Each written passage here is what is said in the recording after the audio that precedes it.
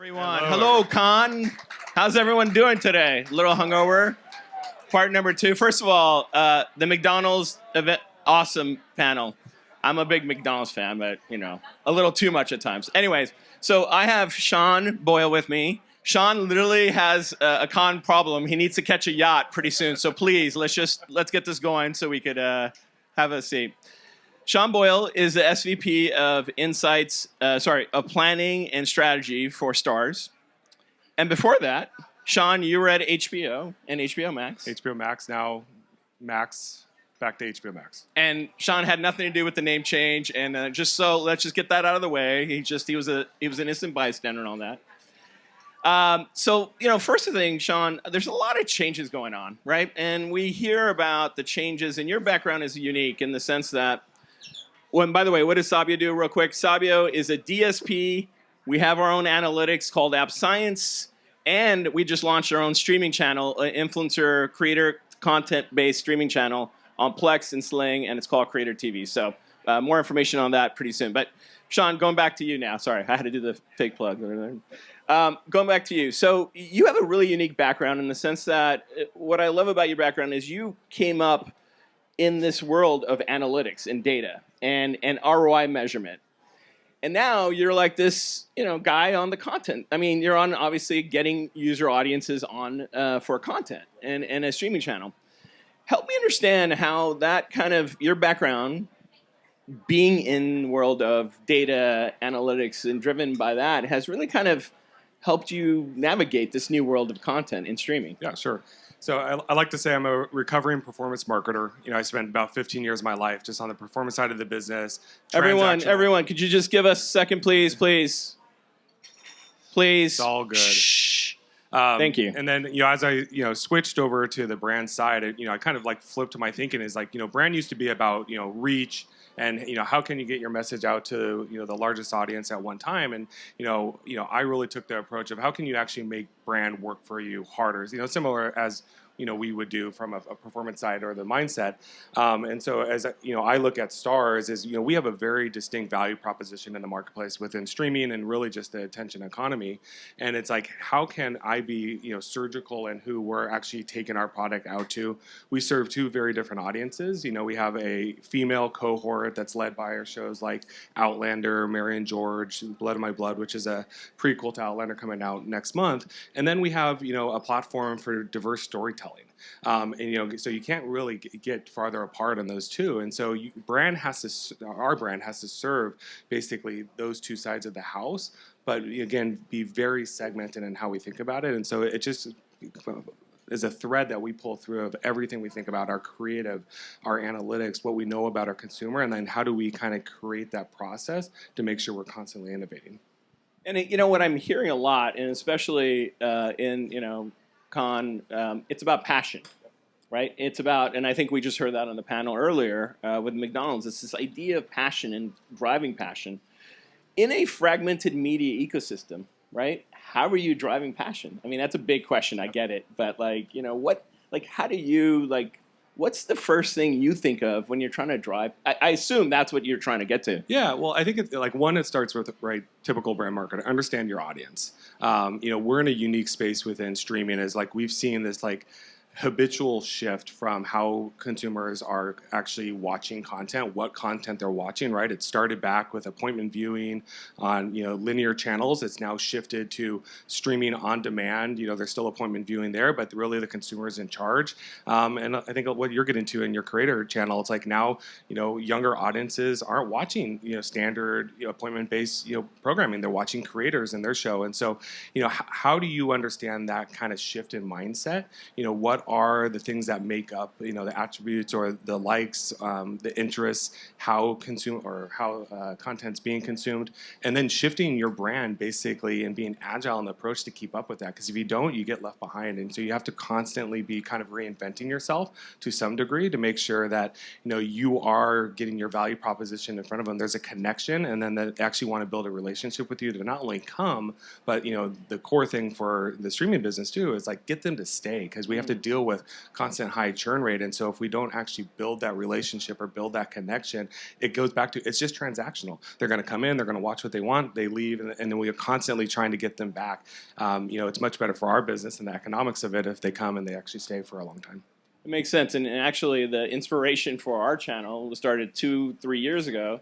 I have an 8-year-old daughter. At the time, she was 5, and she would not eat unless she watched Ryan on YouTube. And so that was when I started realizing I was getting more hooked to Ryan than I was some of the shows on traditional TV, which made me believe that, right? The creator economy. And I mean, we have the distinct position of like, we program for our 2 audiences. So like, again, you're going to look at something like Outlander, like that is very specifically targeted to, our older female cohort. It's drama, it's romance, it's sex, it's love. And then, our stories for, diverse audiences really speak to the themes and, what each of those audience cohorts are dealing with in their daily life. So obviously we have our shows within the Power Universe, which is produced by 50 Cent. And that deals with, again, family dynamics and drama and growing up in urban environments. And so we know our audience very closely. And again, we build content for them. It's the same way that creators are doing on your channel. It's like they know their audience. They are programming what they put out there to meet their audience, where they're at and what they know they want them to consume. And as their ideas change or what consumers want, you'll see creators change too, just like we will. Like as the wants and needs of our customer in terms of what they want to watch on a weekly basis or a monthly basis, you'll see our programming slate change as well. No, I think that's valid. And it was interesting. 2 years ago, we started seeing data that was showing us that people who are watching YouTube on their phones, if the content went past 10 or 15 minutes, they would watch on TV. And YouTube just came out with data, I think now 3 months ago, saying they have more viewers now on the big screen than they do in actually phones, which is wild, right? It's changing with the consumer. I mean, from a media standpoint, that's like obviously how we've also kind of shifted our mix. So traditionally it was, you go out and you buy X amount of impression weight for a campaign on linear guaranteed inventory for, a show, and you buy your ROS across your partners where your audience is. And now we've shifted that to YouTube and CTV partners because, again, it's more dynamic, it's more targetable. We could show up at a frequency that actually matters, and that kind of takes it back to the idea of brand. Again, brand, you used to just buy in a wide net, right? Kind of agnostic to audiences to some degree, like you knew the spots and dots and the day parts you wanted to be in. But now with brand having to serve and do the heavy lifting of actually getting people in and building that relationship in a segmented way, targetability, the data that you're using to actually make the buys, to build enough frequency where it actually matters and you could resonate and you could break through in what is a very cluttered space, both from a streaming standpoint, but also from a marketing standpoint, really matters. Which brings me to a point where, I know everyone's going to throw up when I use this term AI, but, we got to still get to it. We have, and of course, especially if you've been on the performance side, right? AI has been a cornerstone of whether it's machine learning and the initial elements of AI to the elaborate elements of AI now, which is genetic and all these other things. What do you think, and what are you using AI for, and how do you scale that capacity up? Because it's a lot of data, a lot of machine power. So my general position on, AI is not an existential threat. It's going to be very complementary to what we do in day in and day out. So I take us back to 25 years ago. We were using algorithms and very basic machine learning. Right, that was like the invention of search, and that enabled us to access data at our fingertips when we want. You put an input in terms of a query, you get an output in terms of a response that helps you kind of inform, whatever you were doing, whether it was writing a research paper or, building a marketing plan, right? And you're trying to understand more about an audience that you never knew. And so, you just fast forward now, and I mean, we're just exponentially getting faster at that. So again, AI technologies help you with scale.